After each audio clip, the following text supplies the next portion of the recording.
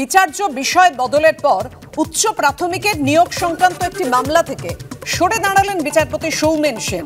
দুই বিচারপতির সংঘাতের পর প্রথম মুখ খুললেন বিচারপতি সৌমেন সেন।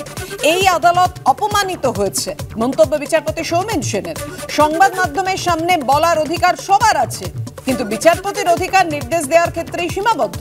কোনো মামলাতেই আমরা আলাদা করে উৎসাহী নই, মন্তব্য বিচারপতি সেনের। আমি শুধু বিচারপতি অভিজিৎ গঙ্গোপাধ্যায়কে নিয়ে কিছু বলতে চাই। ইচ্ছে প্রকাশ আইনজীবী কল্যাণ বন্দ্যোপাধ্যায়। বিচারপতি সেন তাকে থামিয়ে দিয়ে বলেন, দয়া করে কিছু বলবেন না, আমাদের কাউকে কিছু বলার নেই, আমি সবাইকে শ্রদ্ধা করি, আমার এই অভ্যেস নেই, এই মামলা থেকে সরে দাঁড়ালাম, জানালেন বিচারপতি সেন। বিচারপতি বিশ্বজিৎ বসুর নির্দেশের পরেও কাউকে গ্রেফতার করা সম্ভব হয়নি, রাজ্য জানালো। বারুইপুর পুলিশ জেলা সুপারের রিপোর্ট তলব। ভার্চুয়ালে হাজির থাকবেন বারুইপুর পুলিশ জেলা সুপার, জানালো রাজ্য।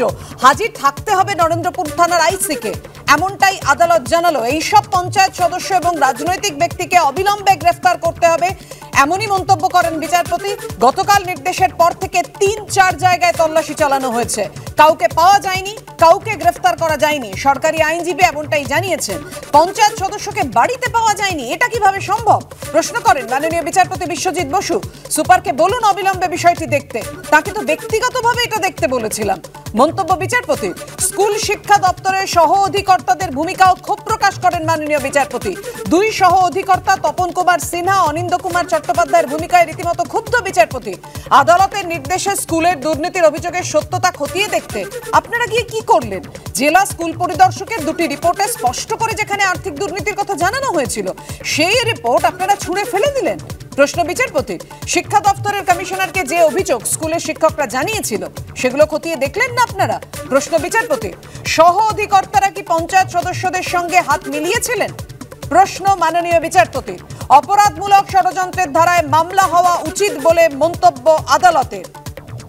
নরেন্দ্রপুর স্কুলে তাণ্ডব কাণ্ডে এখনো পর্যন্ত কাউকে গ্রেফতার করা হয়নি, তারপরেই পর্যবেক্ষণ, এবং এমনই মন্তব্য আদালতের। আর এই প্রসঙ্গে রাজ্য বিজেপির মুখপাত্র শ্রমিক ভট্টাচার্য কি বলেছেন দেখুন। কাকে গ্রেফতার করবে?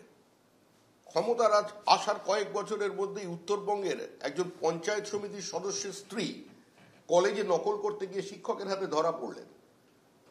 যিনি তাকে বার করে দিলেন হল থেকে পরীক্ষায় নকল করবার অপরাধে, সন্ধ্যাবেলায় সেই শিক্ষকের বিরুদ্ধে, সেই অধ্যাপকের বিরুদ্ধে থানায় হাত ছিনতাইয়ের মামলা রুজু করা হয়েছিল। পুলিশ সেটাকে কগনিজেন্স নিয়ে তদন্ত করেছিল।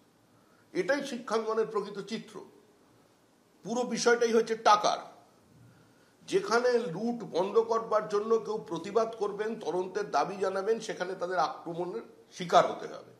এক্ষেত্রেও সেটা হয়েছে। সমস্ত দুষ্কৃতী সমাজ বিরোধী তৃণমূল কংগ্রেসে তাদেরই নির্বাচিত জনপ্রতিনিধি বানিয়ে দেওয়া হয়েছে। থানার আইসি বা ওসিরা আজকে থানা কন্ট্রোল করতে পারে না, করে সিভিক ভলেন্টিয়ার্সরা, আর তারা শোনে তৃণমূল কংগ্রেসের কথা। কে কাকে ধরবে?